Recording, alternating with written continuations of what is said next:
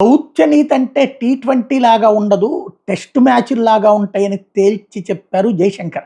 Economic Times World Leaders ఫోరంలో ఆయన మాట్లాడుకొచ్చారు. ప్రస్తుత దౌత్య నీతి టీ20 క్రికెట్ పోలుందా అన్న ప్రశ్నకు కాదు ఇది టెస్ట్ అని చెప్పుకొచ్చారు. అంతర్జాతీయ సంబంధాలు సుదీర్ఘమైన అనిశ్చిత ప్రక్రియలతో కూడుకున్నాయి. భౌగోళిక రాజకీయ సమస్యలకు ప్రభుత్వాలు, మీడియా త్వరితగతిన పరిష్కారాలు అడుగుతుంటాయి. కానీ వీటి పరిష్కారం సుదీర్ఘ కాలంలోనే రూపుదిద్దుకుంటది. అదే సమయంలో టీ20 మాదిరి మీడియాకు స్వల్పకాలిక పరిణామాలు అందించాల్సిన అవసరం అయితే ఉంది.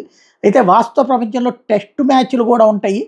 వాటి ఫలితాలు తక్కువ సమయంలో తేలవు. పశ్చిమాసియా యుద్ధం ఒక టీ20 మ్యాచ్‌లా ఉంటుంది అని అంతా భావించారు. కానీ అది ఏకంగా టెస్ట్ సిరీస్ అంతకంటే ఎక్కువ కాలం సాగే ప్రక్రియలాగా మారింది కదా అని గుర్తు చేశారు.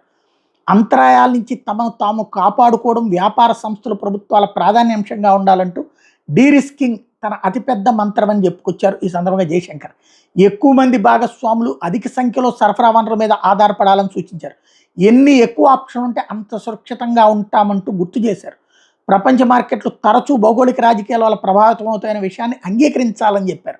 ఇంధనం, ఎరువులు, రవాణా వంటివి దీనికి ఉదాహరణ అన్నటువంటి గుర్తు చేసుకొచ్చారు. అంతరాయాలు ఎప్పుడైనా కలగచ్చని అంచనా వేయాలి, ముందుగానే ఏర్పాట్లు చేసుకోవాలని సూచించారు. వైవిధ్యం పాటించి పెట్టుబడులకు భద్రత కల్పించుకోవాలంటూ జైశంకర్ చెప్పుకొచ్చినటువంటి కీలకమైనటువంటి దౌత్య నీతి.